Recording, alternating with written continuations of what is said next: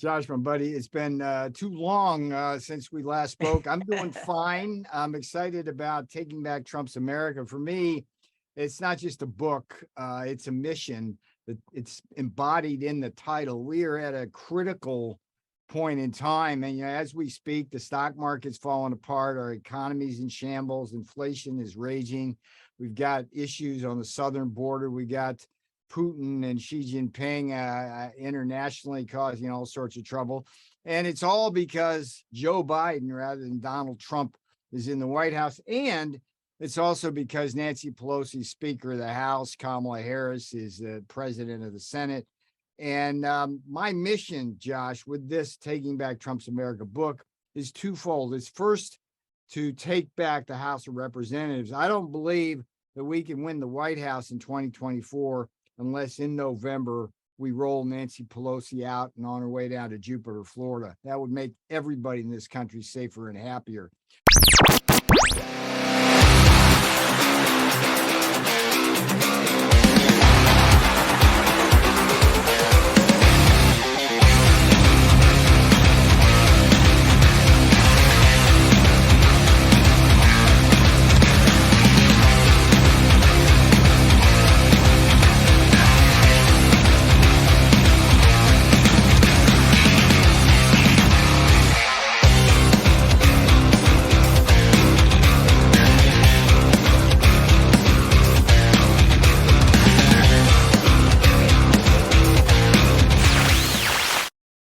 Welcome back to the program. My guest today is a PhD in economics from Harvard University. He has a master's degree from the Kennedy School of Government and a BA from Tufts University. He is a noted expert on everything, and I mean everything China related. He's a highly sought after speaker. He is an award-winning professor emeritus at UC Irvine. He served as the director of the Office of Trade and Manufacturing Policy in the Trump administration. He's the author of over a dozen books, including his newest, Taking Back Trump's America, Why We Lost the White House and How We'll Win It Back. Please welcome back to the program, Peter Navarro. Peter, how are you doing today? Josh, my buddy, it's been too long since we last spoke. I'm doing fine. I'm excited about Taking Back Trump's America. For me, it's not just a book, it's a mission that it's embodied in the title. We are at a critical point in time. And as we speak, the stock market's falling apart, our economy's in shambles, inflation is raging. We've got issues on the southern border. We got Putin and Xi Jinping internationally causing all sorts of trouble. And it's all because Joe Biden, rather than Donald Trump, is in the White House. And it's also because Nancy Pelosi, Speaker of the House, Kamala Harris is the President of the Senate. And my mission, Josh, with this Taking Back Trump's America book is twofold. It's first to take back the House of Representatives. I don't believe that we can win the White House in 2024 unless in November we roll Nancy Pelosi out and on her way down to Jupiter, Florida. That would make everybody in this country safer and happier. So I'm focused on this book. It's in two parts. I go back to the beginning of the years I've spent with President Trump, beginning with the 2016 campaign, and reflect on how we wound up making that election effectively close enough to steal and lose it. And then going forward, there's the blueprint and battle plan for the MAGA movement, which is under siege right now by Joe Biden with his blood red speeches and fascism and authoritarianism. Well, let me say this before we get into the book, and obviously I want to talk about that because I think that's very important. The last time you were on my program was 2015. This is how long ago and how long we go back.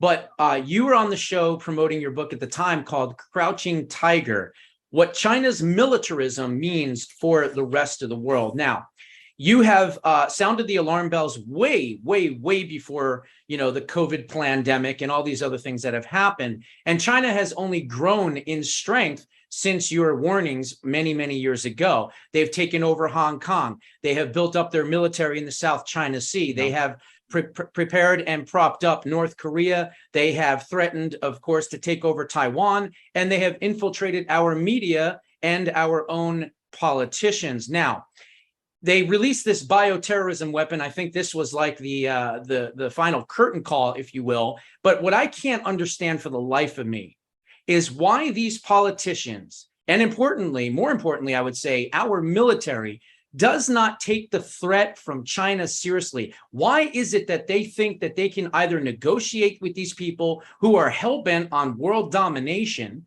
And it doesn't make any sense to me. It should have been a declaration of war the minute this bioterrorism weapon was unleashed. What are your thoughts, and how dangerous indeed is China? Well, China is the existential threat to the United States and to the world. There's no mistake about that. And you mentioned my Crouching Tiger book. It's 7 minutes from a missile going off on mainland China to Taiwan Parliament. I mean, they rattle their sabers. They've built up tremendous military capacity, and our trade deficit with China is roughly equivalent to their military budget, which is mean every time we go into the big box retailer and buy something, we're basically funding the Chinese. In 2006, when I wrote The Coming China Wars, that was my first of what would be my trilogy on China. I actually predicted, Josh, that China would create a global pandemic that would kill millions. I mean, I've unfortunately had a very good track record outlining China's behavior. Now, why do we not have a more forceful response?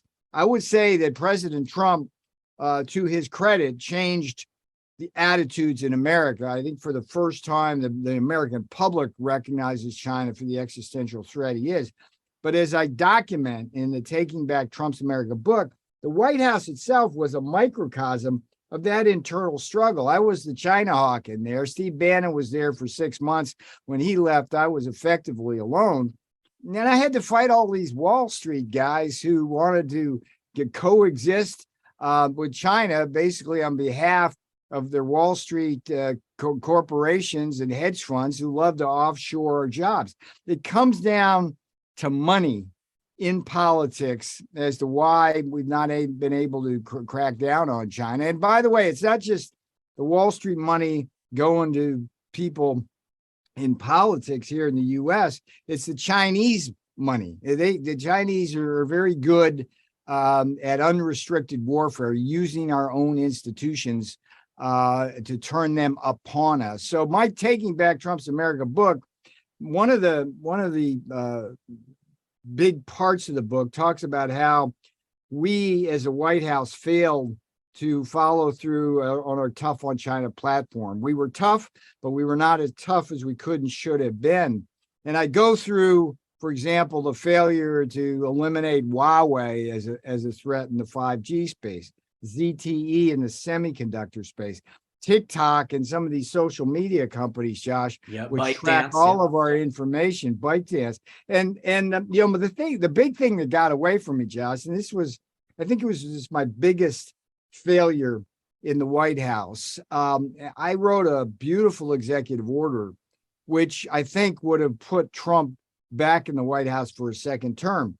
The backstory here is that there was the campaign against Trump was a one-trick pony, right? He was responsible for the pandemic. That's what brought him down. And CNN, MSNBC, and the Democrats, the prostitutes, played that song. They just played that song. He wasn't. And I had this executive order, which would have created a national commission to study where the virus came from, China, right? And to assign the cost to China for the pandemic that inflicted upon us. I think it would have changed everything. And I think because it was so powerful, the dark dove forces, the Steve Mnuchins and Larry Kudlows in the White House, who had the president's ear, basically prevented that thing from getting signed. And that was one of the 5 strategic failures, I think, that made that election close enough to steal. Well, also the executive order that says if there was foreign interference into the election, that you could stop everything, you could seize the machines, you could do whatever you needed to do in order to show and prove that this was a fraudulent election. And yet I interviewed Patrick Burns recently, and he said that for whatever reason, there was people inside that Trump White House that were telling him not to use that, not to execute that executive order. And that was another part of it, and the left likes to laugh and call us protectionists. And, I think it's great that he put tariffs on Chinese goods and services and things like that, but he should have went further. And I think we could have even put our own tariffs on people like Walmart and Target and Kmart and some of these big box stores that are selling out America by bringing in these cheap Chinese goods. What is the amount of Walmart to the Chinese economy? It's like 1 or 2% of their entire gross domestic gross foreign product. It's unbelievable what we could be doing, but we're not doing. You're Josh. The thing that troubles me is the influence of Chinese money and Wall Street money on attitudes. I mean, one of the things that could have won the election was the information in Hunter Biden's laptop from hell, right? And we now know that the FBI itself interfered in our own election by going to Facebook and Twitter and social media and preventing them from sharing information with the American public about the Biden crime family, which we now know, according to polls, would have swung the election to Donald Trump. And 17%. Yeah, I mean, if Hunter Biden wants to do crack or he wants to go with prostitutes, that's one set of facts. That creates some harm, but it's not national security. But the national security part of that laptop is what we should really be concerned. They had an influence peddling scheme where Hunter, we had the brother James, and we had Joe as the godfather. James, the brother, is the consigliere, and Hunter, I guess, was Fredo in this whole Godfather scheme. Mm-hmm. But what they were doing was Hunter was using Air Force Two to get money from the Chinese that would then be used to go to Michigan and buy factories and send them back to the Chinese. That's treason. That's treason. Breaking the law. Right. And Biden got Joe got a piece of it. James got a piece of it. I mean, what the hell? And it's like, why are we in a country where that's not prosecuted by the Department of Justice, that's not investigated by the FBI yet? And by the way, again, in the Taking Back Trump's America book, I also go into the Russia hoax. Why wasn't that adequately investigated? One of the biggest problems we had, Josh, is like one of the principles of Taking Back Trump's America is a takeoff on Ronald Reagan's personnel as policy. And Taking Back Trump's America is bad personnel. It's not just bad policy, but bad politics. Bill Barr at the Department of Justice. Why wasn't he anywhere near as aggressive, legitimately going after the Russia hoaxers at the FBI, that Merrick Garland is now illegitimately going after all the Trump people? It's just absolutely correct. We don't know how to play the brass knuckles game like the Democrats do. And unfortunately, there's too many Democrats infiltrating the FBI and our system of justice. And the Republican Party, for that matter. Indeed. The rhinos. Let me touch on this, and I do want to get to the book here in a second, but let's talk about what happened to you at the airport. You were arrested. Apparently, the Gestapo, the Fascist Bureau of Intimidation, as I like to call them, they put you even in leg irons. And, all of this because you wouldn't go along with their Reichstag committee. Let's call it what it truly is. Now, on what legal basis did they have to even try to arrest you in the airport? And then again, my whole thought process here is the entire thing was illegitimate. So I think you did the right thing by telling them to go pound sand. Well, Josh, first of all, I have done nothing but do my duty to my president, my Constitution, and my country. Absolutely. In terms of the oath of office. What I got was a subpoena from the legislative branch of our government, Congress, the Nancy Pelosi partisan Congress. What I told that committee over and over and over again was that President Trump had invoked what's called executive privilege. Exactly. And number two, as the point of law, it was not my privilege to waive. In other words, I'd be breaking the law if I waived the privilege. And number three, and equally important, I told him, look, go to the president, confirm he invoked executive privilege, seek a waiver of it, and I'll talk to you, give you any documents that he deems appropriate. Okay, that's the case. And they never contacted the president or his attorneys. They just held me in contempt. And here's the worst part of this, Josh. This is a misdemeanor, right? It has a 2-year prison sentence, mind you, but it's a misdemeanor white collar crime. That the normal course of events is to call me or my attorney and say, hey, we got an arrest warrant for you. Come on down, we'll process you, and you'll be out on your way until your court date. That's the way it should have went. Didn't go look that what Eric Holder, he was held for the same exact thing. Nothing happened to him. There's no leg irons on Eric Holder. So of course, this is a prosecutorial misconduct. It is abuse of power to the nth degree. And again, it just goes to show you that there is an alive and well 2-tier justice system. And then they tried to actually say that President Trump somehow didn't have his constitutional right and authority to executive privilege, which is absolute garbage. Unbelievable what is happening.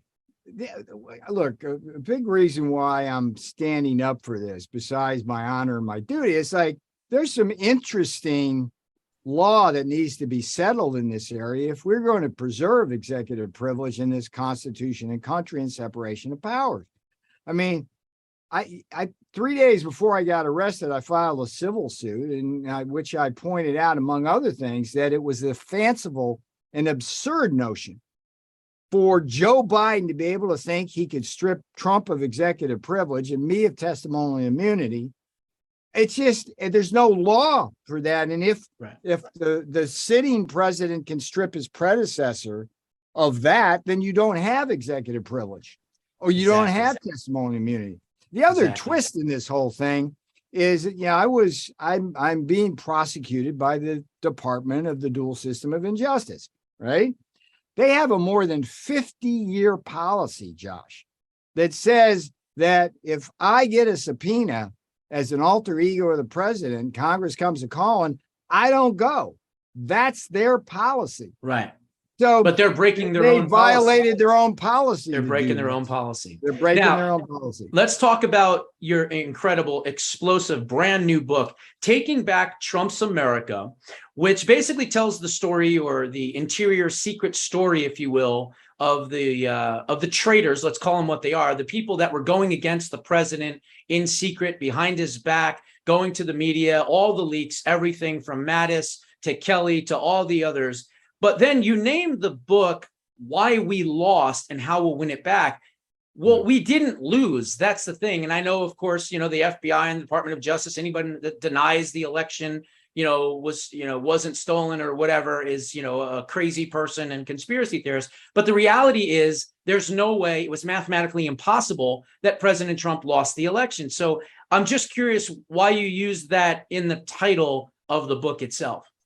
Sure, Josh. And in the very first chapter, I lay out basically this issue of how, because of these bad personnel inside the perimeter, we made a set of strategic failures that made the election close enough to steal.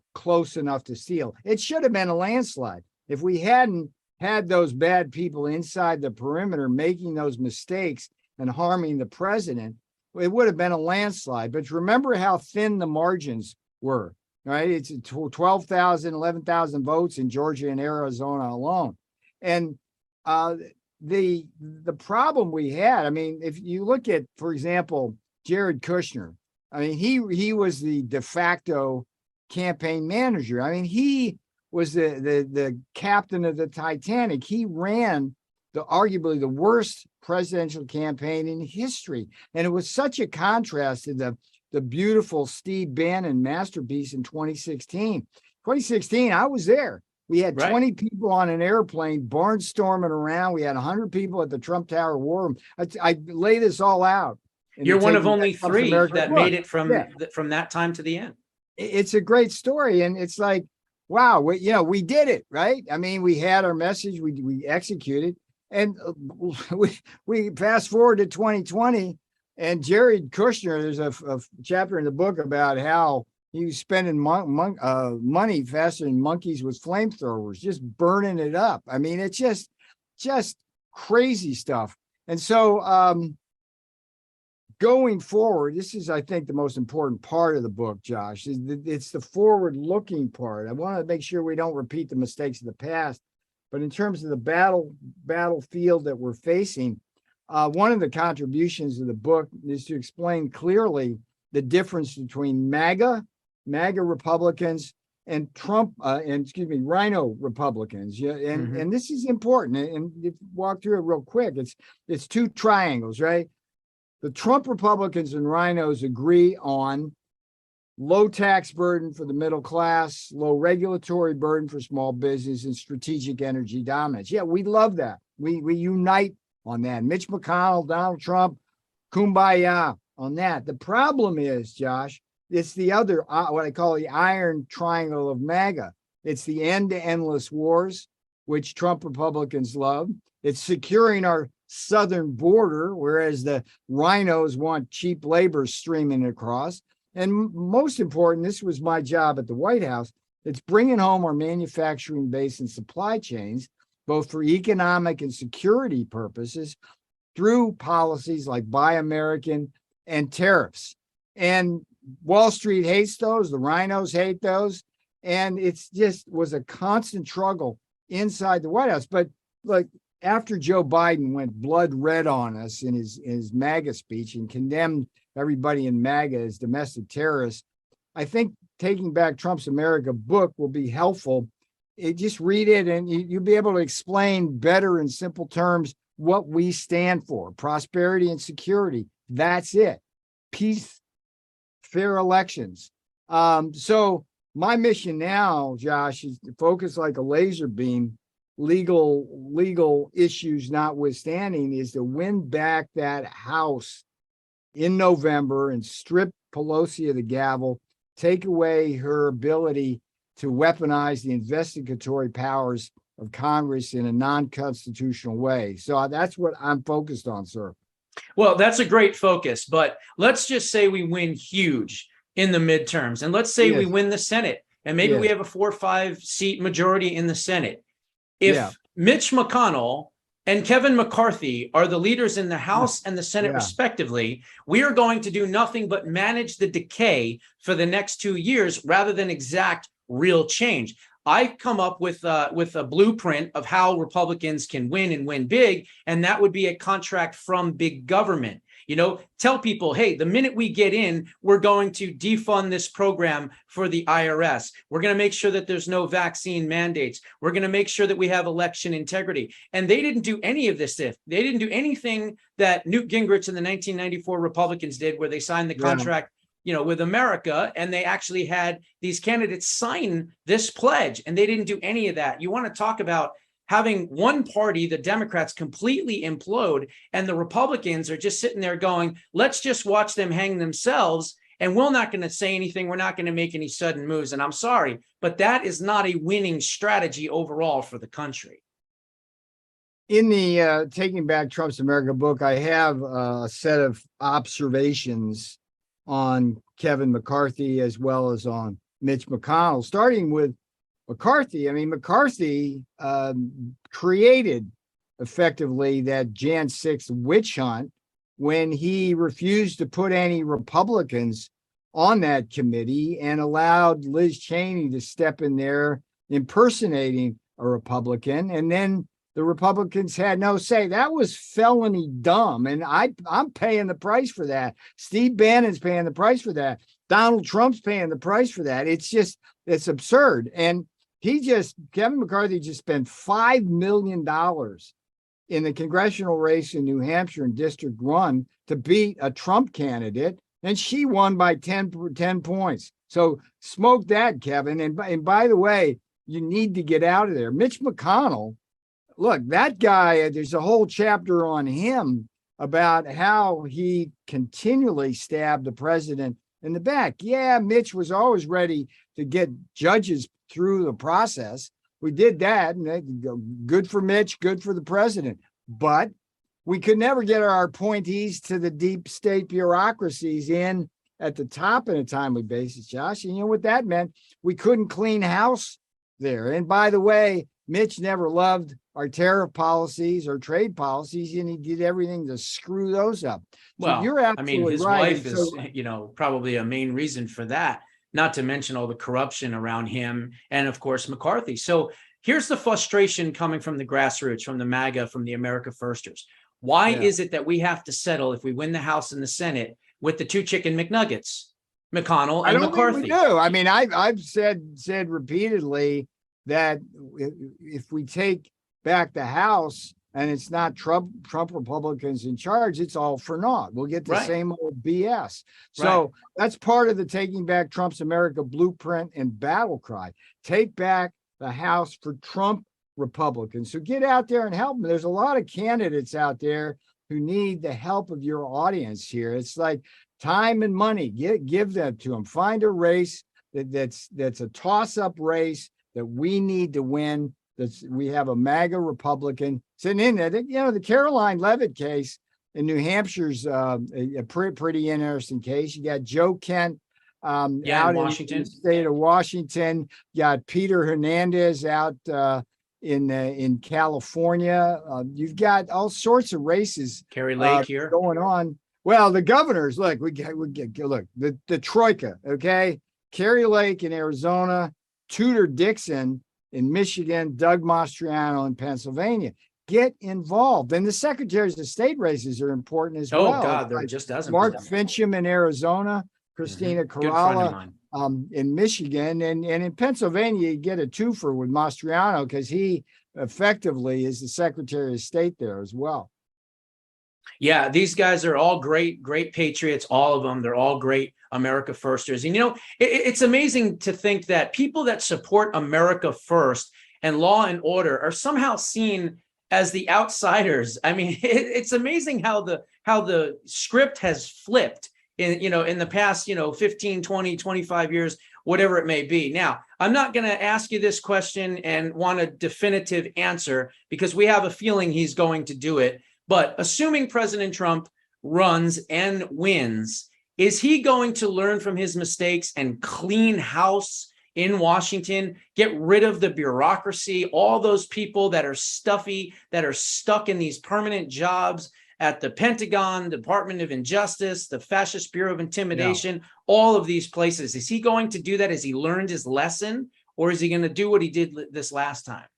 There's no question he's learned lesson. A lot of the mistakes were front loaded in the first part of the administration. And by the time we got to the end of what I like to call his first term, he knew very well that people like Steve Mnuchin, the Treasury Secretary, was poison. And yet he let him stay there. I think that what I do in the Taking Back Trump's America book, in the second part, I actually offer up my dream cabinet instead of the cabinet of clowns we started with. Yeah. I offer up my dream staffing of the West Wing in terms of National Security Advisor, National Economic Council Director, and so on. And look, as much as I criticize some of the people in the Trump administration, at least half of the people I recommend for the dream cabinet and West Wing served in that first term with distinction. You take a guy like Robert O'Brien, who was the National Security Advisor, put him over Secretary of State. Ken Cuccinelli, I mean, I love that guy at DHS. Mark Morgan, Customs and Border Protection. Bernhardt at Veterans Affairs. Bernhardt at Interior. Wilkie at Veterans Affairs. And Ben Carson. I mean, look. Yes, I've interviewed him Ben recently. Carson guy. was the worst mismatch of a cabinet thing in history. They put him in the backwater of HUD. I asked him that question. One of the questions that I asked Dr. Carson, Pete, was, okay, you're a world-renowned brain surgeon. You've separated conjoined twins at the head. Why weren't you Surgeon General or Health and Human Services Secretary? And why did you go to HUD? And his response was because he grew up in poverty and, under the poverty line and in rough areas and things like that. And I said, okay, that's fine. But I think he would have been, I agree with you. He would have been better served in a different position. That response was just the loyal soldier response. That's who Ben Carson is. Great If he guy. had been HHS Secretary, Health and Human Services, when the pandemic hit, instead of Alex preening Azar, don't get me started on him, we would have had a much more effective outcome. And Fauci would not have lasted 5 minutes in Ben Carson's presence if Carson had the authority to fire that guy. And if Fauci figures prominently in the Taking Back Trump's America book because he was part of creating that virus in China at the Wuhan Institute of Virology. And I'll tell you what, when the Republicans grab the House, and if it's Trump Republicans, come January, Fauci's going to be sitting in a chair up in Congress answering some pretty big questions. Well, I think we don't just want him answering questions. We want him incarcerated at some point from these questions. But we'll see if the two-tier justice system rears its ugly head, if that ever was to occur. Peter, it's been a pleasure having you on. The guest is Peter Navarro. The book is Taking Back Trump's America, and why we lost and how we will win it back. Where can folks go to learn more about you, help you with your legal battles, as well as purchase your amazing, awesome book? Sure. PeterNavarro.com is my name, PeterNavarro.com. You can find the link there to buy it on Amazon. You can also see my legal defense fund and everything like that, PeterNavarro.com. I would ask you folks to buy this book, buy one for your friend. It is a mission. We need to focus on the mission of taking back the Trump White House, taking back the House of Representatives. And this book is in many ways one of the keys that can unlock that. Because if we don't do that, Josh, we are at a turning point where we're going down the tubes here in this country. Yeah, well, you're absolutely right. And we have to do everything we can. Election integrity is number one. I don't care about wokeness. I don't care about taxes. I don't care about spending. I don't care about anything. We've got to make sure that, elections were always the great equalizer, right? Things went wrong. Things took a bad turn in the country. You could always count on the fact that the country could then respond with free and fair elections. And if we don't have that, Peter, then we don't have much more of anything else. But I thank you so much again for being on the program. Next time, I promise I won't wait 8 years to have you back on. All right, my friend. You take care of yourself. You're a patriot. Bye-bye. God bless. Yeah.